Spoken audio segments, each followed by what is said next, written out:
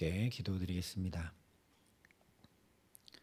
아버지 하나님, 오늘도 주의 은혜를 사모하며 주 앞에 엎드립니다.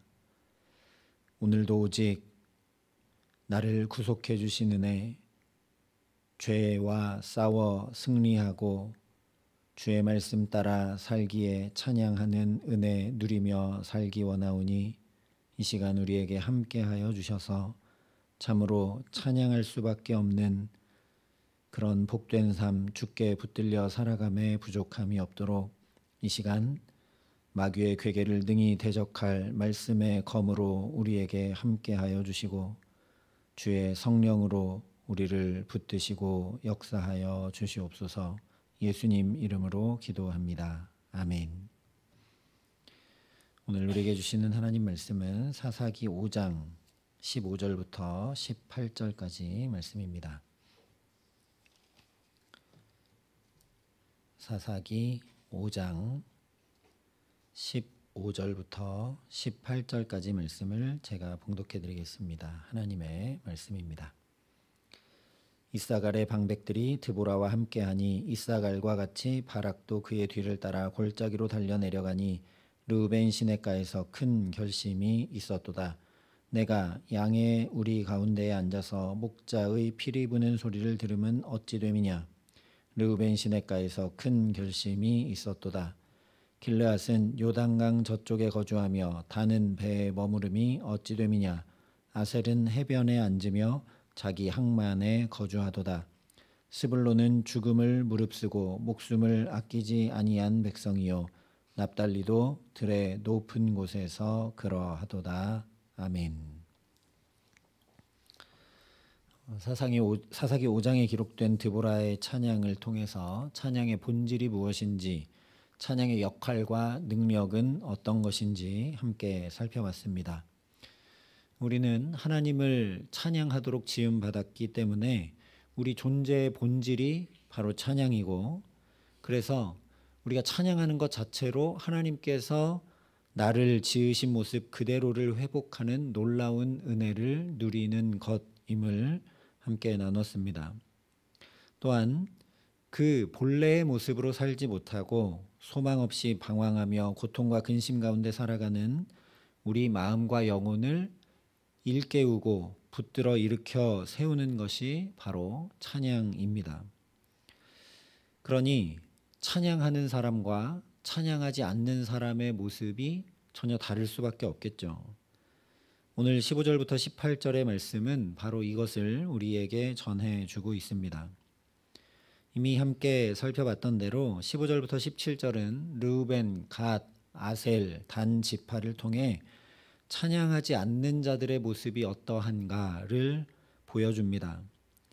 자신의 유익과 만족만을 쫓아가고 다른 이들의 아픔이나 괴로움을 돌볼 줄 모르며 그 유익과 만족 지켜내느라 끊임없이 계산하고 판단하고 세상의 소리에 귀 기울이기 바쁘고, 그래서 큰 결심을 해야만 겨우겨우 살아갈까 말까 한 인생이 하나님을 찬양할 줄 모르는 자들의 삶의 모습이라는 것이죠.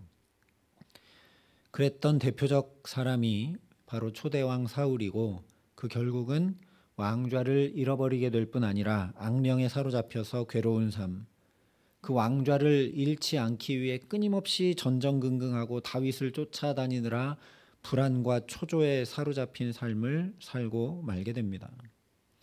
디모데후서에 말씀한 대로 말세에 고통하는 때를 지금 여기에서부터 살아가는 자들이 바로 찬양 없이 사는 사람들의 모습이라는 것이죠. 사실 이것은 찬양하지 않는 자들의 당연한 결말입니다. 왜냐하면 시편에 이스라엘의 찬송 중에 계시는 주여 주는 거룩하시나이다. 우리 조상들이 주께 의뢰하고 의뢰하였으므로 그들을 건지셨나이다 말씀했기 때문입니다. 이 시편 말씀에 비추어 보면 찬양하지 않는 것은 곧 주님의 임재와 동행을 구하지 않는 것이고 주께 맡기고 의뢰하지 않는다는 것이죠. 이스라엘의 찬송 중에 하나님이 거하시는데, 그래서 우리 조상들이 찬송함으로 그 우리 가운데 거하시는 주님, 그 주님을 의뢰하고 의뢰했다. 그때 주님께서 그 조상들 가운데 임하셔서 그들을 건져내 주셨다라는 것이 시편의 찬양이죠. 그러니까 찬송 중에 계시는 주님이니 찬양하지 않는다는 건 곧 하나님 없이 사는 것이라는 말씀입니다. 자기 인생 자기가 다 걸머지고 괴로움과 외로움과 방황과 불안과 근심과 염려에 온통 휩싸여 살아갈 수밖에 없다라는 거죠. 그러니 오늘 우리도 나는 찬송하는 자인가? 내 마음과 입술에는 찬양이 있는가? 하루를 살면서 나는 얼마나 하나님 찬양하고 살아가는가? 그 찬송 중에 거하시는 하나님의 임재와 동행하심 가운데 나를 건져 구원해 주시는 그 은혜를 누리며 살아가고 있는가? 아니면 온통 근심과 염려를 내가 다 걸머지고 내 힘과 내 노력으로 내 지혜로 살아가려고 발버둥치고 있는가? 오늘 말씀에 비추어 나를 살펴보는 저와 여러분 될 수 있기를 바랍니다. 여기서 중요한 것은 이 르우벤, 갓, 단, 아셀 지파가 큰 결심으로 선택하고 결정하여 살아가는 삶이 곧 하나님의 말씀을 지켜 행하지 않고 살아가는 삶이라는 사실입니다. 일단 하나님은 드보라와 바락의 찬송을 통해 주저앉아 있고 압제당하는 이스라엘을 붙들어 일으켜 세우셨죠. 그래서 저 블레셋 철병거 900대와 맞서 싸우라. 하나님의 놀라운 역사에 너희도 일어나 동참하라 부르셨는데 그 말씀을 준행하지 않고 따르지 않고 자기 계산과 경험과 판단을 따라 큰 결심을 하고 산 것이기 때문입니다. 사실 원래 가나안 땅을 유업으로 주신다고 할 때부터 이방 민족들을 진멸하라 하신 것이 하나님의 말씀입니다. 그러나 그 말씀 지켜 행하지 못하여 하나님께서 이스라엘의 손에 지금 블레셋을 다 넘겨주시는 놀라운 은혜를 베풀고 계신 것이죠. 하나님의 말씀을 지켜 행할 수 있도록. 그런데 그럼에도 불구하고 오히려 나는 지금 이 양떼의 소리와 뱃전에 가득한 물고기와 해변의 아름다움을 만끽하며 사는데 전혀 문제가 없으니까 그것과 상관없고 괜찮고 나는 잘 살고 있으니까 저쪽에 전쟁이 나든 말든 내 삶과는 아무런 관련이 없다 하며 살아가고 있는 것이 이 네 지파들의 모습입니다. 게다가 내가 밭에서 곡식을 벨 때에 그 한 뭇을 밭에 잃어버렸거든 다시 가서 가져오지 말고 나그네와 고아와 과부를 위하여 남겨두라 하실 정도로 객과 고아와 과부를 그렇게 잘 돌보며 살아가라 말씀하신 분이 바로 하나님이십니다. 뿐만 아니라 그리하면 내 하나님 여호와께서 내 손으로 하는 모든 일에 복을 내리시리라고까지 약속해 주셨습니다. 그런데 객과 고아와 과부가 아니라 자기들의 형제인 다른 지파의 곤경을 모른 척하고 있으니 이것은 명백히 하나님의 말씀을 따르지 않는 삶을 사는 것이고 복받는 삶을 스스로 거부하고 있는 거죠. 그래서 이것을 생각해 보면 하나님을 찬양하는 것이 무엇인가 우리가 알게 됩니다. 즉 그저 입술로 노래하는 정도가 아니라 하나님의 말씀을 지켜 행하는 것이 바로 하나님을 찬송하는 삶을 사는 것이라는 말씀이죠. 그래서 18절에 이렇게 말씀합니다. 스불론은 죽음을 무릅쓰고 목숨을 아끼지 아니한 백성이요 납달리도 들의 높은 곳에서 그러하도다. 스불론 지파와 납달리 지파는 이 르우벤, 갓, 단, 아셀 지파와 정반대로 하나님의 명령, 하나님의 말씀 지켜 따르고 준행하기 위해 죽음을 무릅쓰고 목숨을 아끼지 아니하고 블레셋 철병거 900대 앞에 나가 전쟁에 임했다라는 거죠. 전쟁에 나간다는 것 자체가 목숨을 거는 일 아닙니까? 게다가 우리는 뭐 변변한 무기도 없고 철로 된 무기는 게다가 하나도 없는데 철병거 900대 앞으로 나간다는 건 죽기를 각오하는 일입니다. 이것을 우리가 잘 생각해야 된다는 거죠. 또한 전쟁에 내가 나가서 이렇게 사활을 걸고 싸우지 않으면 가만히 앉아 있으면 나만 아니라 우리 가족도 이웃들도 모두 다 앉아서 그냥 죽음을 맞이해야 되는 것도 명백한 사실입니다. 무슨 얘기냐? 찬양이 이렇게 중요하다는 말씀입니다. 찬양하는 것, 즉 하나님의 말씀을 지켜 행하는 것은 사실 우리가 죽고 사는 문제가 거기 달려있다라는 말씀입니다. 창세기 처음부터 그랬죠.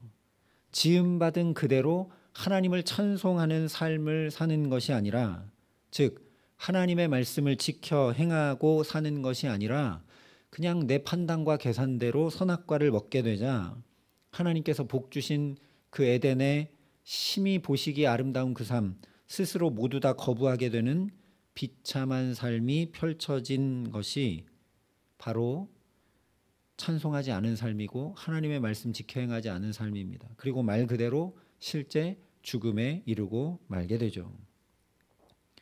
그러나 오늘 스불론, 납달리 지파만 아니라 우리가 앞에서 살펴봤던 에브라임, 베냐민, 므낫세, 이사갈 지파도 또 이스라엘 방백과 백성들도 그야말로 목숨 걸고 철병거 900대의 블레셋 군대와 전쟁하기 위해, 아니 하나님의 말씀을 지켜 행하기 위해 나아가자 말씀하신 그대로 그 철병거 900대만 무력화된 것이 아니라 블레셋 온 군대가 다 칼에 엎드러졌고 한 사람도 남은 자가 없도록 무찔렀고, 더 나아가 적장 시스라도 죽고 20년 동안이나 이스라엘을 학대했던 가나안 왕 야빈을 진멸하여서 참으로 살게 됩니다. 그야말로 하나님께서 손으로 하는 모든 일에 복을 내리심을 경험하고 누리는 영광과 복을, 말씀이 자신들의 삶에 그대로 이루어지는 놀라운 은혜를 얻게 되었습니다. 뿐만 아니라 이 5장 전체가 보여주고 있듯이 온전히 회복되어서 본래 지음받은 모습 그대로 온전히 회복되어서 하나님을 찬송하는 가장 복된 삶을 살게 됩니다. 나는 목숨 걸고 말씀을 지켜 행하는 자인가? 내가 죽고 사는 문제가 정말 이 생명의 말씀에 달려 있음을 나는 믿고 살아가는 자인가? 오늘 말씀에 나 자신을 비춰 보게 하시기를 간절히 기도합니다. 목숨 걸고 말씀 지켜야 된다. 물론 우리가 그런 결기와 결단이 있어야 된다라는 것입니다. 그런데 한 가지 더 생각해야 될 것은 우리의 목숨은 곧 시간 아니겠습니까?